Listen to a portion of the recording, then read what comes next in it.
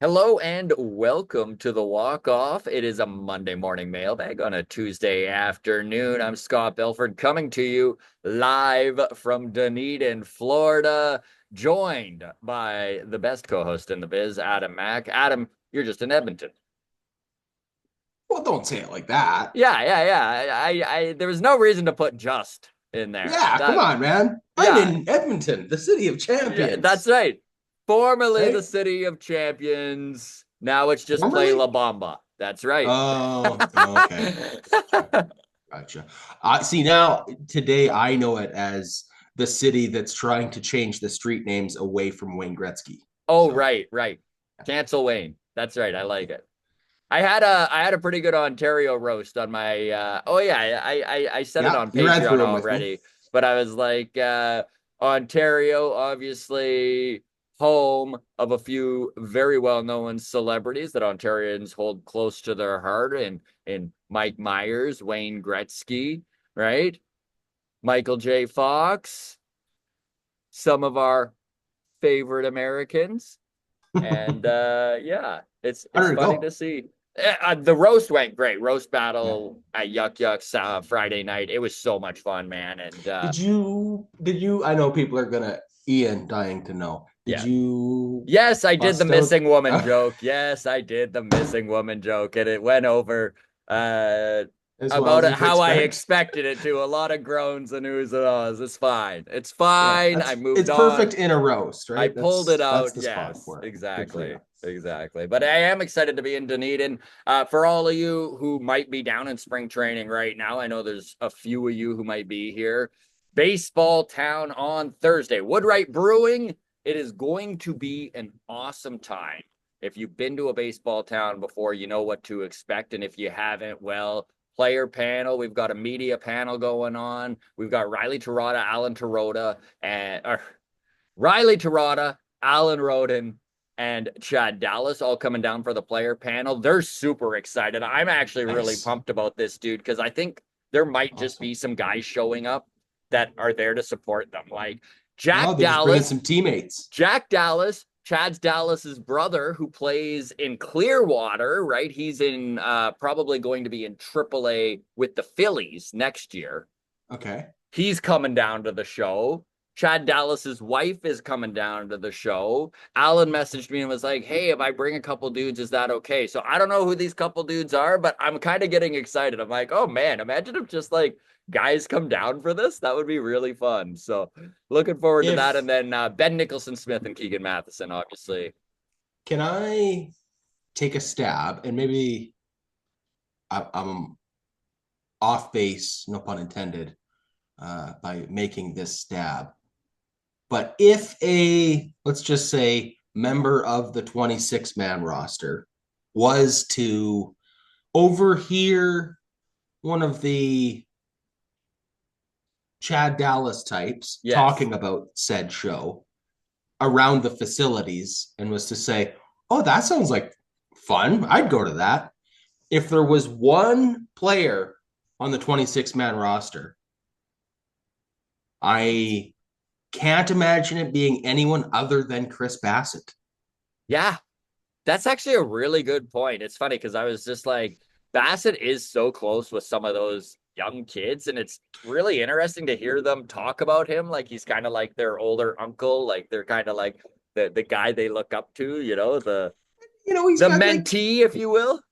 we saw him wearing his 4-10 fantasy football jersey as the Yeah, bat boy the other day. yeah. And, he's rocking the Team Canada hockey jersey coming into spring training camp. Like, I don't know. It does give off the kind of like, I'm not too cool.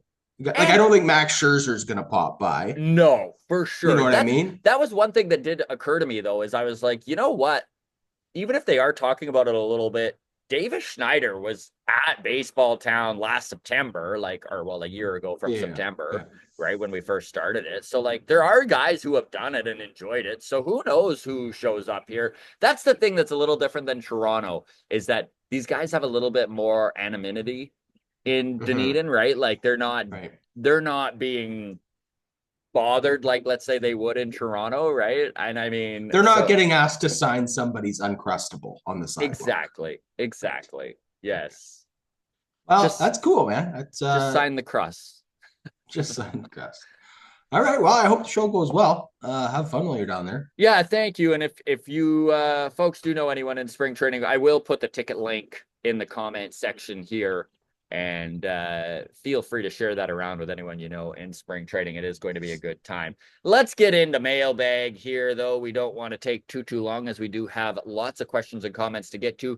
You always have the ability to get a hold of us by shooting us a DM. You can do so on Twitter at Walk Off Podcast. We're on Blue Sky now, too. Pardon me, at the Walk Off Podcast, Instagram, the Walk Off Podcast.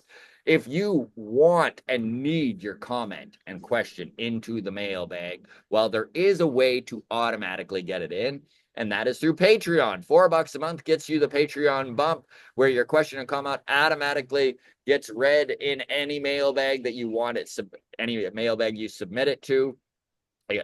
You also get the extra perk of bonus content, MLB Mondays every single Monday. And then on top of that, instant access to all of our interviews, which, yeah, we have a few pretty good interviews coming up here. Mitch Bannon, formerly of Sports Illustrated, currently in between things, might have some exciting stuff coming up here. He should be on shortly. And then we also have some players that are, I know Adam Macko was supposed to join us and then wound up getting injured. And I sent him a message. I was like, brother, I totally understand if you want to like push this down the road and just focus on rehabbing. And he was just like, thank you so much, guys. You know, I love you and you know, I'll come on. I just, not in the greatest mood right now, which I get, you That's know, like, that's fair. I'll yeah, say that's yeah, fair. that's fair. And he does keep, as he makes these huge leaps, these big chunks of progress.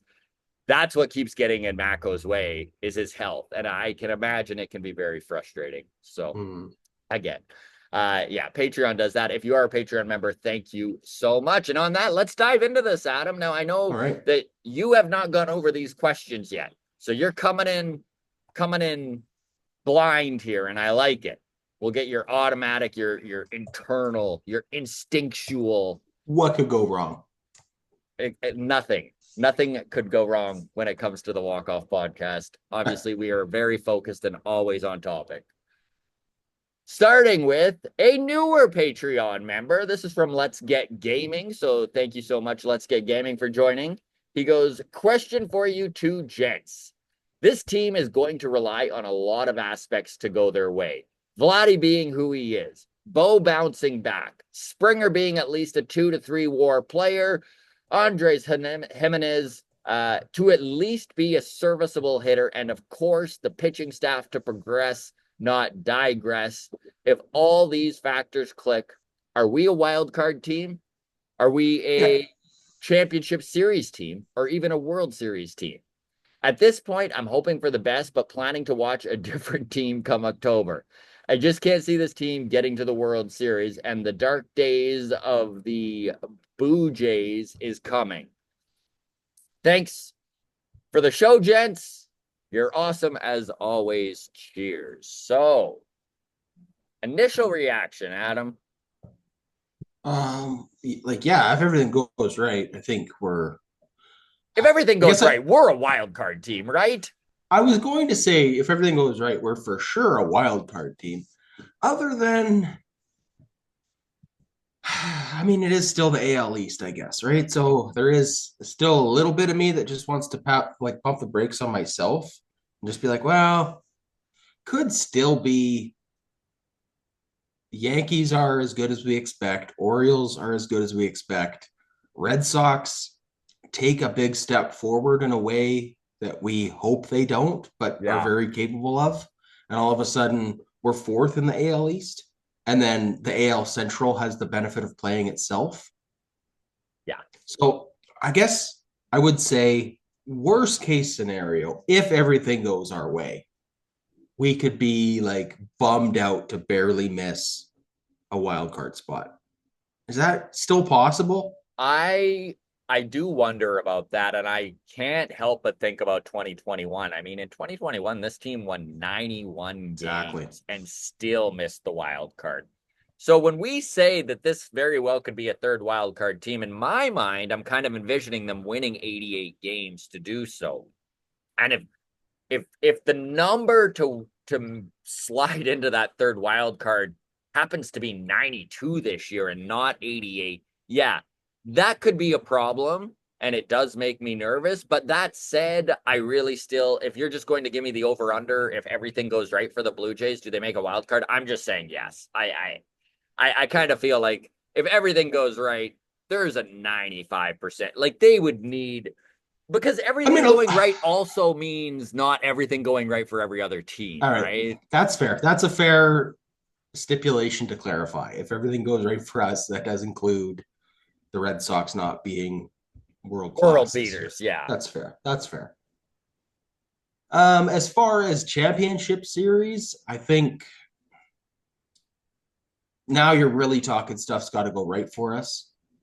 I think we can win a 3-game series out of the wild card, depending who they're playing. But that's the thing with a 3-game series, right? I mean, if you do get into the wild card, you're probably winning the majority of your series as it is. So is that possible? For sure. Division series, that we're talking a 5-game series, depending on who your opponent is, how your pitching is doing, what surprises this team has had, how Vladdy is playing in the playoffs. I mean, that's a big question mark, right? And I know that Indeed. some people think he sucks in the playoffs. And you know what? Numbers wise, sure, let's say it. Vladdy has sucked in the playoffs. He has.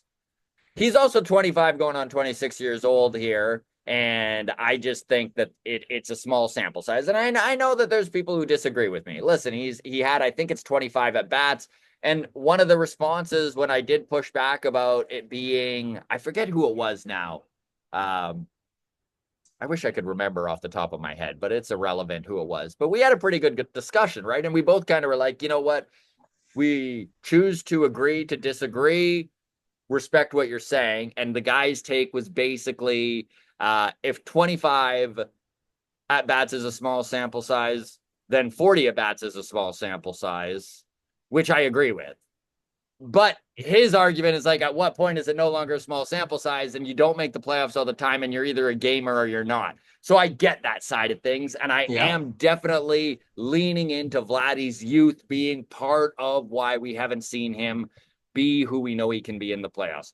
I could be full of shit. And honestly, this is one of those things where he asked, do you think they could be a championship series team? I do.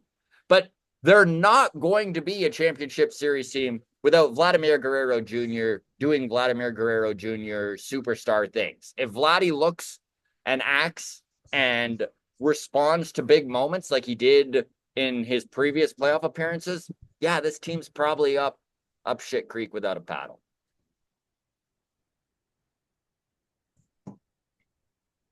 Yeah. I don't really have any arguments other than to agree with you there, which always makes for great TV. So Feel free to drop your comments below, folks. If everything goes right, is this team a wild card team? And where do you see them going in the playoffs? Like, is there a way to leverage the experience on this team? Because let's face it, this is an aging franchise now, Adam. But if you do get to the playoffs, is there a way to leverage the experience of a Jose Barrios and Kevin Gausman and Max Scherzer? Let's face it, if you're going to rely on pitching that is older, the playoffs is probably the time to do it. Correct me if you disagree there. I just think that having guys who have been there, done that, have hit all these bumps in the road in big moments before, I think that's where the Blue Jays truly do have a benefit when we're talking playoffs, is that they're aging starters, which could be a problem in the regular season, in the postseason may truly be an advantage. Yeah. Yeah. I mean, having young starters hasn't helped us in the past. So Yeah. Maybe it works yeah, the other way. have to hope, right? Moving on, this is also from Patreon. This is Lauren Stewart. He goes, for mailbag for both of you. Before we go into a season of not knowing what to expect on and off the field, who are your favorite Blue Jays of all time in your memory of watching the team? Who made you love this team? I love this question. You want to take the lead here, Adam, or you want me to go first? Um, I'll go first, I guess. So my like original favorite Blue Jay, like I'm thinking back to when I was like half a dozen years old, and I was just starting to even learn that players had names. You know, you're at that age. Probably Carlos Delgado. And then as I became a young teen, I was in the Orlando Hudson Eric Hinsky days. And when Eric Hinsky won Rookie of the Year for the Blue Jays, I was like, oh, this is awesome. I thought we had a real future superstar on our So did hands. I. I was so high on Hinsky. So,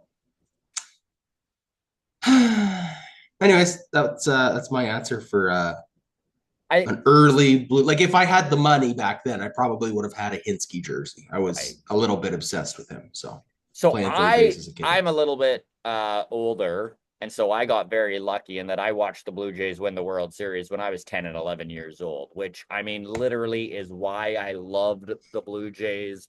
Watching them in Mm-hmm. their heyday was incredible. I remember being in elementary school and we'd go out and play scrub in the back baseball field every single day, and we were all Nice. every single one of us had our guy, right? I was always Johnny Olerud. And then when I'd play out in right field, I'd always be Joe Carter, right? I was just like, all Mm-hmm. right, these are my guys. Love Johnny O, love Joe Carter. I was a huge Roberto Alomar guy too. You know, you win Wow. some, you lose some as a kid Yeah. once you grow up. And then honestly, man, it was tough after that 94 season. I was a huge Expos fan and just really started to get into the National League because I think anyone who has a kid, kids are funny. Like you're so focused on the team that like I really didn't know anything outside of the division that the Blue Jays were in, Right. right? Like I was just like, Mm-hmm. it's the Jays, it's the teams they got to play, and then there's this weird National League where pitchers hit. And I was fascinated by it, but I just didn't really get dragged in until the Expos had their massive 94, where I think they were 74 and 35 or something like that when the season ended and Right. went into the lockout or the strike or whatever. And then they lost that season. And dude, I fell out of love with baseball for like 2 or 3 years where I was just like, nah, hockey would never leave me. Right. And then of course, when was the hockey strike? 95, I think it was. Like, and I was like, Yeah. all sports hate me. I was like, I was a big baby about it, as a 12-year-old sometimes can be. But then honestly, But what got me back into it, dude, Carlos Delgado and Sean Green. Those mm, 98 like reinvigorated my love of the Toronto Blue Jays. just picture a young Scott Belford being miserable about lockout after lockout and then being like, you know what? Maybe music is my thing. That's right. And Yeah. really getting into Nirvana in the 90s. And anybody that knows how that story ends, Oh we'll just leave it yeah. there. But that's a funny joke if you know Yeah. Yeah, no, Nirvana. it is. So honestly, I would love to hear from fellow Blue Jays fans. What got you into this team? What were some of your favorite players at the time and even now? So right now I will say I really, really, really love, and I'm hoping that he takes like a big step forward here, but I have kind of fallen in love with Bowden Francis. Just you know me, Adam. I'm an underdog fan, so just the way he's kind of progressed, and nothing's been handed to this kid. You know, to see him kind of break out at 29, it has feels of Jose Batista and Edwin Encarnacion, who are like two of my favorite dudes of all time. I mean, late bloomers, guys who were written off by other organizations. I mean, the Jays out and out released Edwin. They DFA'd him. He got picked up, and then he was DFA'd again, and the Jays picked him back up. Like he could have Yeah. literally, caught on somewhere else. So I hope for big things out of Francis. If you're gonna pick one guy on this 2025 Blue Jays roster that you would just out and out call yourself a fan of, who you got?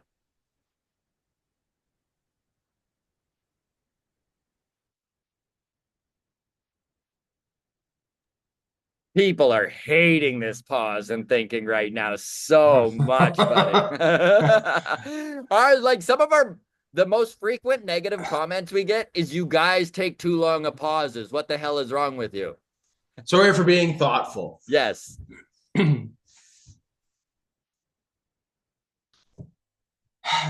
I'm really torn because I want to say Bo Bichette, but that feels like I'm really setting myself up for heartbreak by saying Yes. that. Also, it's not as interesting of an answer as Bowden Francis. What do you laugh for? I mean, you No, know what I I mean, like right? it. Like, You're like, I cannot have an uninteresting pick well, after.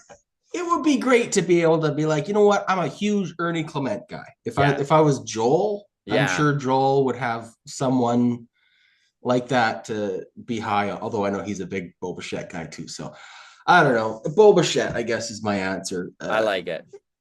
I Yeah. like it. It was funny. My buddy went to the big WWE event in Toronto the other day, and I guess they still have the Jordan Romano pictures up. And he was just like, Uh, what the hell? He was so mad about it. He was like, why are you rubbing it in our face? He's like, just put up a Hoffman yeah. poster already. This should be stuff that was done the second Romano was gone, so we didn't have to deal with the emotions of this again. I was like, yeah, I mean, he's not wrong. he's not wrong. He's not wrong. All right, moving on here, sticking with Patreon for a couple more before we get more into the public side of things. This one is from Trevor. He goes, when it comes to Bo Bichette, it's worth a shot to re-sign him, but takes two to sign a deal. Personally, I just want the season to start. I want to go to some games. Spring training is too long, annoys me. Appetizer. Let's freaking go already. And if all goes well, I think we can grab a wild card. It's going to be so interesting. So many variables to watch. Man, that is such a good point. There are so many variables this season that could go so many different ways. He goes, disappointing the Bo and Vlad walk years will dominate so much of the narrative. Also agree 100% with that. You know, Mm-hmm. we're going to be talking about this all year long. Even if they play really well, in fact, it'll probably be worse if they do. I hate that. Fuck this front office. Can they do anything right other than spend boatloads of money? Which, understand the frustration.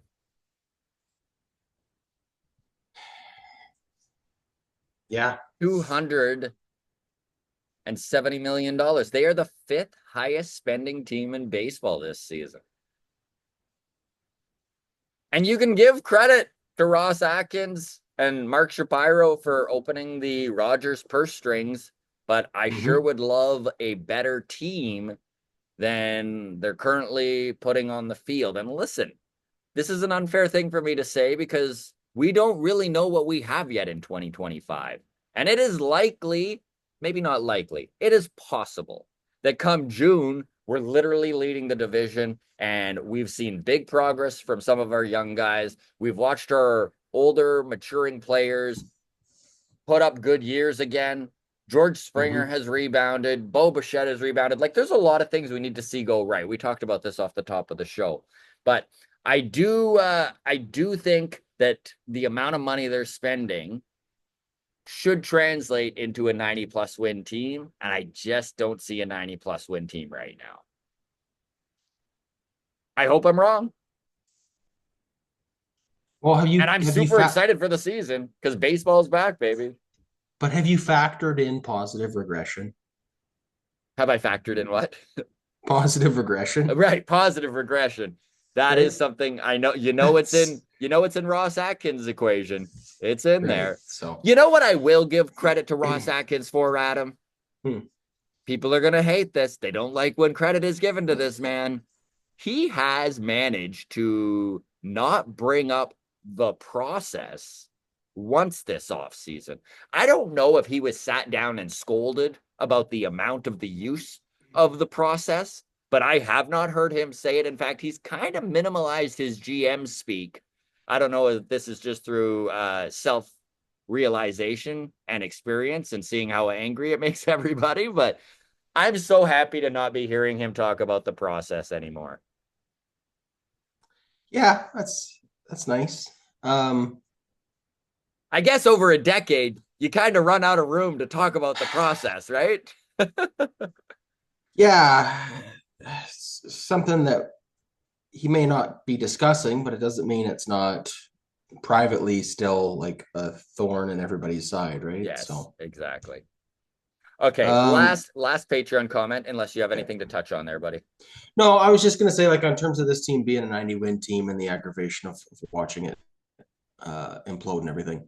At the end of April, so essentially the first month of the season, we're gonna have played roughly 30 games, just to make the math easier, 30 games, right? Worst case scenario for you, what's the team's record? Like Is it 20 weird? and 20 and 10 is best case scenario, right? Yeah. We're like stomping, we're like leading the division. But then is 10 and 20 worse than 15 and 15, or is 15 and 15 worse than 10 and 20? I mean, if they're 10 and 20, this team is a giant failure. And I'm not saying that they can't come back from that. I mean, baseball's a really weird sport, and we watched the Detroit Tigers do some insane things in August and September of last season. So I don't wish to like put a firm, this is a failure if they're at this and this.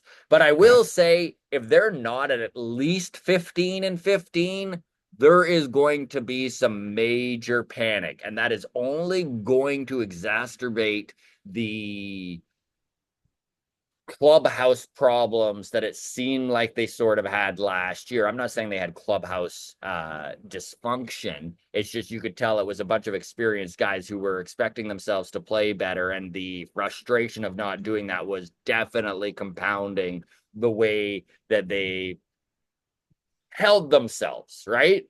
So I don't wish to see this team like dragging their head 1st of May. I would much rather see them be like, you know what, we're 17 and 14.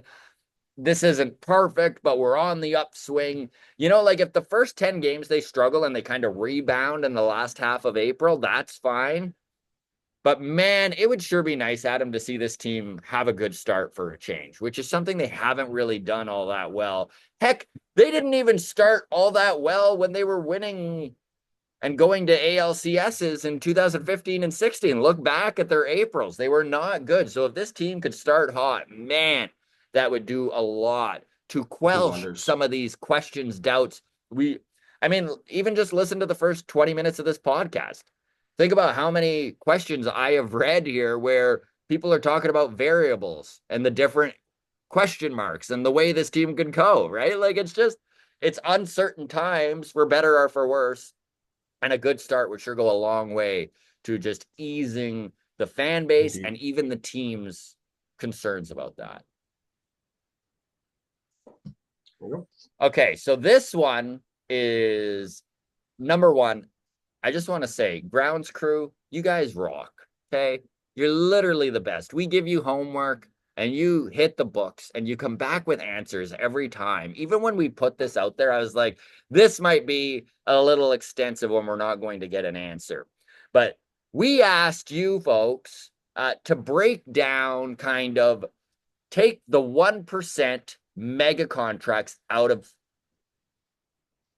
the equation and just show it what the average MLB salary is. And we had a few people break this down. SCTI went to work. Okay. Nice. He broke down the top 1%. It's a lot of numbers, and he put lots of time breaking this down. He put it into a spreadsheet.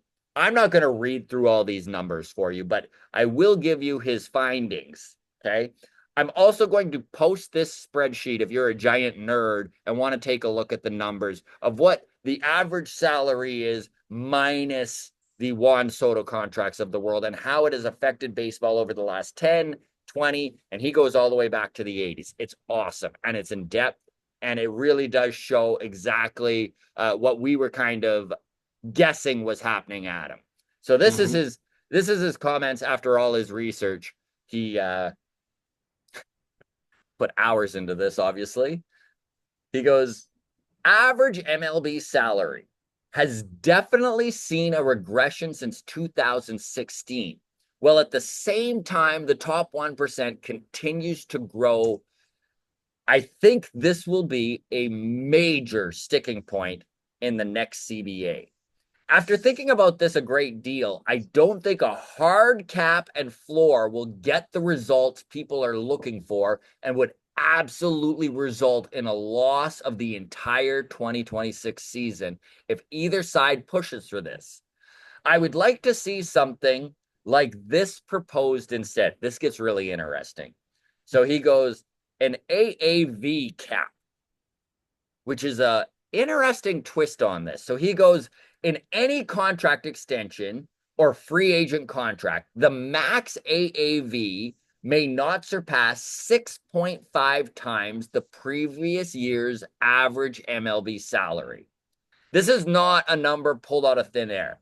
When the league average salary was near its peak, this was a consistent ratio for nearly a decade. But how do you prevent teams from manipulating this with deferred money? My next solution, deferred money cap. I would suggest a cap on deferred money. I would personally recommend that there be a cap of 10% of the value of the contract may be deferred, not to exceed in the length duration of the player contract. So an example is 10 years, 200 million. The organization would be allowed to defer 20 million max. Mm-hmm. And that's over 10 years. So again, love the thinking on this. I love that he brought up that he does think that this is going to be a problem, because when you start to look at it, especially again, 2016 is kind of the tipping point where you do see the average salary. And you know what? If you take, instead of 1%, take 3%, you really start to see it, because we're just taking off the top 1% of salaries. So if you take the top 3% of salaries, your margin there becomes much more apparent. And if the average MLB salary right now is, I think for this year, I need to double check the number, but I think it was 5.1 million. And when you take out 1%, it's 4.6 million. I think it's like half a million difference. And if you take out the top 3%, we're down into the 3 millions, and it is wild. So this is a really interesting mental exercise that SCTI is going through here with, but because he didn't say which side might demand a salary cap and floor. And I think it is interesting that there might be some weird player association, the PA might get in there and be like, we don't want a hard cap, but maybe they want to cap other things, kind of like he was suggesting here, to raise the floor of these players that aren't in the top 3%. Yeah, it's going to be such a interesting contract negotiation, It is. CBA discussion, Yeah. the next time around, because like you said, I don't know which side wants the cap more, or like, like Yeah. it is a weirdly fractured scenario in which some teams and some players want one thing, and some teams and some players want the exact opposite of that to be the case. Agreed. So, Agreed. yeah, weird. Hopefully all the young 12-year-olds out there don't need to go without baseball and hate the sport for 2 or 3 years before forgiving it with a Mark McGwire, Sammy Sosa home run battle. Because those guys are getting old, man. Okay, going to Twitter. Is that us? Is that our age? Are we That's those our age, guys? buddy. That was us. 94 the strike, and then we watched in 98 the home run battle go on, and it kind of saved baseball. And then it ruined baseball 4 years later when it all was steroids and everyone started getting suspended and stuff. Anyways, going to Twitter. This is from Marissa. She DM'd us. She goes, "Hey guys, love the podcast. Thank you so much, Marissa. Walk Off and Gate 14 are my go-tos," she said. "I will say Johnny and Avery of Gate 14 are way higher on Joey Loperfido than you guys. They love his adjusted swing and predict big things in 2025. Do you guys disagree? You haven't really mentioned him much." I You know what? I like Joey Loperfido. I'll say this, okay? I think bias is playing in a little bit here. Love the Gate 14 boys, and they definitely have their contacts. And I know Loperfido's in that group of guys that they kind of hang out with from time to time, and they have inside information on. And you know what? If you get to see a kid readjust his swing and you're watching him take big hacks in the cage, yeah, you're probably going to be a little biased, a little high on the guy, and that's not a bad thing. I mean, honestly, I'm high on Riley Terada. So that goes to show you I have bias as well, right? Like there's not necessarily anything wrong with being high on Loperfido. And honestly, Joey being huge for this team in 2025, give it to Would me. be I'm all awesome. for Yeah. it, right? Like he was highly touted in Houston too, Adam. Like when he came over, Mm-hmm. he was kind of like him and Bloss were like 1 and 1A. And then it was Will Wagner that broke out with the team and made his MLB debut with the Jays and looked so good. And we kind of forgot about Bloss and Loperfido. What are your thoughts on Joey Loperfido? Do you he needs to probably have a pretty good spring to guarantee he's even on this 26-man roster, right? Yeah, I mean, my best like realistic case scenario is that he doesn't make the team, but is like top of the list in AAA. Yeah. Like a guy who shows enough in spring training where you go, okay, well, if something goes sideways, like He's our first call. he's our first, like, because you do want to have like a pecking order, right? Like it's the old adage of, oh, if you've got two quarterbacks, you don't have any quarterbacks, right? If you've got a lot of pitching depth at AAA, you don't have any. Like, I don't know. I guess that's not quite the case. That is just a nice luxury to have. So what do I know? I just want Loperfido to be like not Davis Schneider. Yeah. And I love Davis, and I really hope he rebounds and all of that stuff, right? I mean, it's tough with these guys that are just like on the verge. And we have a lot of them on this roster. We have a lot of these guys in this organization that are right there, right? Guys, I mean, there's a reason we called the team the Buffalo Blue Jays last year, and the Buffalo boys were such a mega part of this. And it's because after they sold off all of the expiring contracts, we basically were watching the Bisons for the last month of the season. And so Mm-hmm. what do you do with guys like the big question marks are guys like Joey Loperfido, Leo Jimenez, Will Wagner. The list goes on and on. Jonathan Yeah. Clase. Like, how do these guys fit into the org? Where are they getting their at bats? Are there enough at bats to give all of these guys? Are we going to see some weird moves come the end of spring training to make room in some of the lower levels of the org, right? Like, I mean, you do have a bunch of these double A guys that are pushing for triple A this year, and the triple A guys, there's no real spot for them right now. Now, this could all change come the trade deadline. We don't know what the front office is thinking. Are they stashing these guys? What's the deal? We don't know who's going to break out. You always have some surprises. And you know what? If a guy like Leo Jimenez all of a sudden is the dude, that's Mm-hmm. bad news for a Davis Schneider, right? Like there's Yeah. going to be guys who lose their jobs and it could be surprises. And you know what? I wish Joey Loperfido all the best. We're rooting for him. And us not talking about him much literally is not a slight on the guy. It's not. It's just, I don't know where he fits in. Yeah. I wish I had a stronger Answer, I know. answer on the pulse here, but it Yeah. is just I don't know. All of these guys, though, pick whatever guy you want, Loperfido or Wagner or Barger.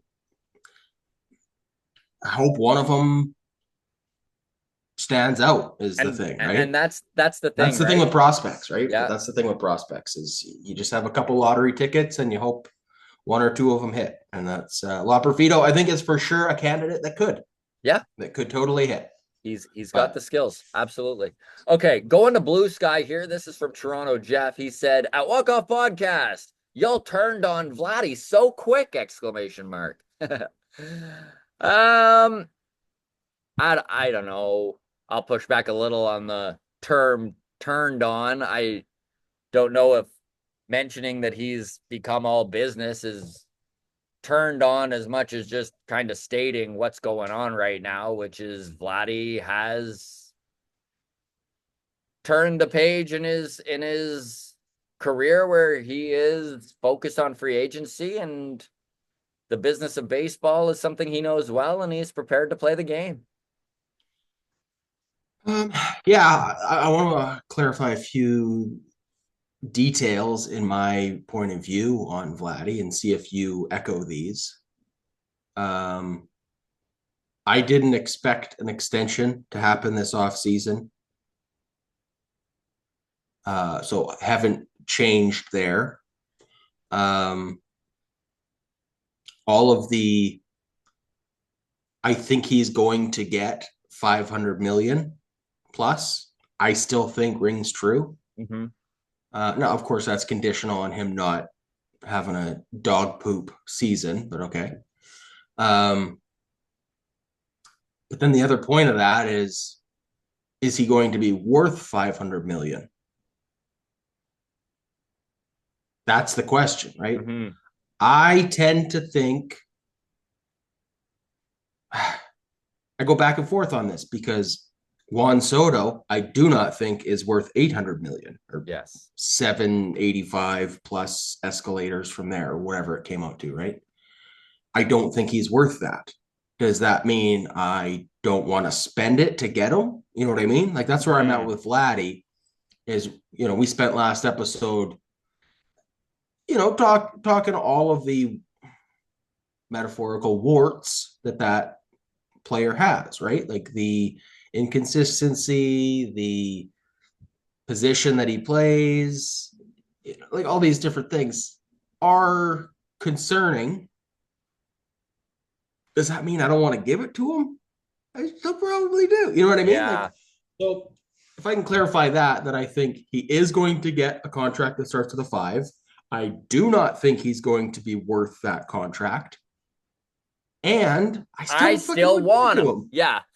Right? So can we just clarify Oh, that like maybe we yeah. spent too much time last episode explaining why he's not going to be worth what he's going to get Yeah. and didn't end that conversation with but I'd Still give still him to fucking us. give it to Yeah, him. exactly. Yeah. Yeah. So does that clear things You up and summed it up hopefully beautifully. I okay. am 100% on board with you. So once again, just great viewing here where just two men agree 100% with each other.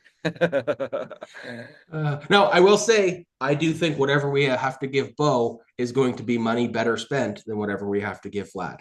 And Mm-hmm. I do feel strongly about that. I think 2 or 300 million for Bo is going to be a contract that ages better than almost 600 for Vlad. I would agree with that. Let's move to Instagram here. You can always reach out on Instagram. South Bev DM'd us and said, I think we should sign Anthony Rizzo.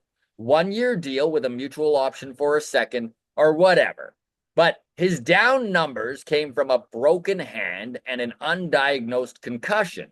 He's a sure glove, platinum if I'm not mistaken, but definitely gold, LOL, and 25 to 30 homer potential.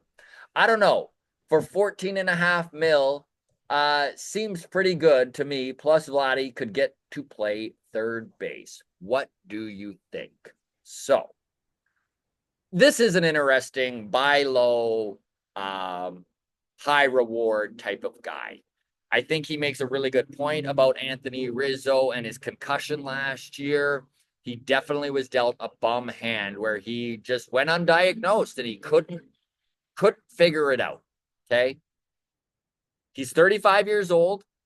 I think 14 and a half is a little rich, which is why he's still not signed. I think he probably sees himself in that last year Justin Turner, even the year before Brandon Belt range, that 10 to 14 million, the JD Martinez range. And I don't think that's out there for him. Now, Would it be worth it for the Blue Jays to maybe take a flyer on him for $6 million? Maybe. Is this kind of like going out and hoping you get a rebound out of Daniel Vogelbach? A little bit. Is it worth the 6 million? Maybe. Because there is a ceiling on Rizzo where you're like, okay, he could hit 20 plus bombs. He could. Mhm. I don't know. You're kind of running out of spots to put people, right? I don't love the idea of Vladdy playing a lot of third base, in which case Rizzo is your DH. And if that's the scenario, do you want Santander playing 155 games in left field? I don't know if you do. I don't think Santander's as bad as outfielder as some people kind of have marked him as. What is your thought, Adam, on Anthony Rizzo? Old veteran first baseman, a little bit of pop still in the bat, or that would be the hope. Well, I really liked the Rizzo signing by the Yankees a couple of years ago. I'll start with that as a standpoint. Um, I do like Rizzo as a ball player. Um, does he have anything left in the tank? Is a question mark. Um, Bringing him into play first so Vlad can play third.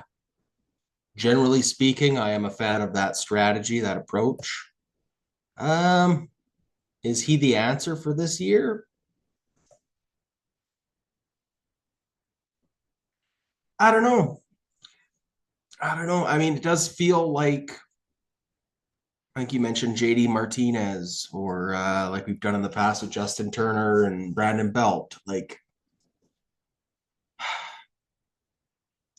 maybe we've just been snake bitten by these On aging vets that we bring in. and But it then you does see the make you Yankees go and trepidatious. they get Matt Carpenter, and then he Yeah, has a resurgence with a mustache, and you go, "Fuck, yeah, Matt Carpenter for $7? Why didn't yeah, we get that?" You yeah. know. So I mean, if the price is right, Anthony Rizzo feels like a good guy to have. I don't know. I'd be on board with that as long as I don't I want to know see where our like honestly anything over 7 million. I'm kind of not into him for. I just think that there's internal options that could be close to what he would produce. And you are taking at bats away from, again, we just talked about all these guys pushing their way to the major leagues. So I'd be for it if the price was right. It's not a bad idea. Like I like the thought process here by South Bev. I just I think I'd err on the side of doing it for these two reasons. First of all, whatever the money is, 6 million, 7 million, 11 million, whatever you give them. We're at the point in the off season where signing Anthony Rizzo isn't preventing us from signing anybody else. Like this is the team we've got. We're not missing out on Max Scherzer because we gave that money to Anthony Rizzo instead. So like at this point, whatever it is, what it is. If it's a 1 year deal, I like that. The idea of him taking at bats away from young guys who could be better, like okay, well then that's the calculation that the management has to make mid-season of like, all right, buddy, you're hitting 211 with a yeah, OPS of 611, yeah. 605. We're gonna eat this last few million on the contract and you're gone.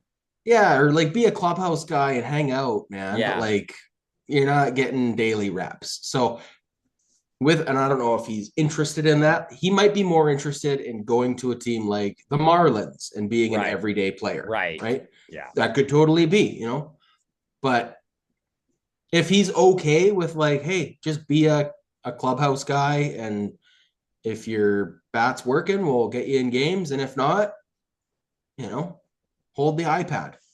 If he's cool with that, bring him in. If not, move on. That's where I'm at with Rizzo. So, and I don't know what type of personality he'd be. I really Yeah, don't. and drop your comments below there. It is an interesting It is an interesting thought. And maybe there is a better experienced guy out there. JD Martinez, maybe, is the guy that they should try and do that with. We'll see. Let's move to YouTube here. Boom Must Die wrote in and he said, I am concerned about Bo's health. His sprint speed dropped from 75th percentile down to 54th in 2022 and hasn't recovered. His base running value has similarly dropped significantly. Injury to right leg in 23 and 24. Can't help but wonder if there's going to be long-term issues with that leg. And of course, the lower half in a swing is so important. I agree. He is a top hitter when healthy. I just want to see him get to the All-Star game without missing time with his right leg injury. I really like this comment because it is something that Bo excelled at up until 2023, which was being on the field. You go back through his games played in 2021, 2022, we're literally looking at like 160, 161. Like he's up there with pencil him in 100% of the time Bo Bichette's playing. And that hasn't been the case since about the end of 2023. I think he got injured in July of 2023, wound up coming back end of August. He missed almost a month, which is why he didn't wind up leading the league in hits in 2023 after doing so in 2021 and 2022.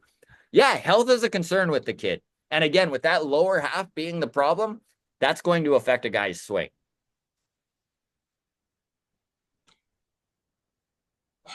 Do you think? Remember when Fernando Tatis Jr. signed his big contract? And then felt like the next day news came out about his like bad, I think it was shoulder. I know it wasn't literally the next day, but it felt like that same offseason. It was like, oh, he's got bad MRI on his shoulder. And he's like, oh, yeah, I've just had shoulder pain forever. It's fine. Like, do you think there's a way that's gonna happen with Bo here, where he just kind of gonna is going to be a little bit injury riddled Yeah. moving forward? Like once it starts, they do seem to snowball, right? That is how injuries tend to happen with overcompensation with other joints and blah blah blah. Is there a chance he just balls out, just takes crazy cortisone shots this year and plays through the pain and is like, I'm playing 162 and I'm going crazy and I'm gonna suck it up and put a Bo Bichette version of a smile on every day. And then in the off season, he's like, "Oh yeah, I gotta go fucking get my hip replaced." He's like, "I am fucked." Like Yeah. after he gets his money, I don't know. But I Yeah. guess that's what team physicals are for, right? Yeah, So I mean it is an I don't interesting know. question and definitely a thing to think about. Daltrus responded to Boom, I Must Die, and he was like, I was surprised by Bo's drastic drop in speed and stolen bases as well. After 2021, I thought he'd end up being a 30-30 guy. Something Thought so both you too. and I talked about. Yeah. Um, is part of it from playing on artificial turf in Rogers Center? I've heard that playing on it is rough on the knees. I wouldn't be surprised if Bo chases a team with natural grass whenever he reaches free agency. That is something that just won't go away.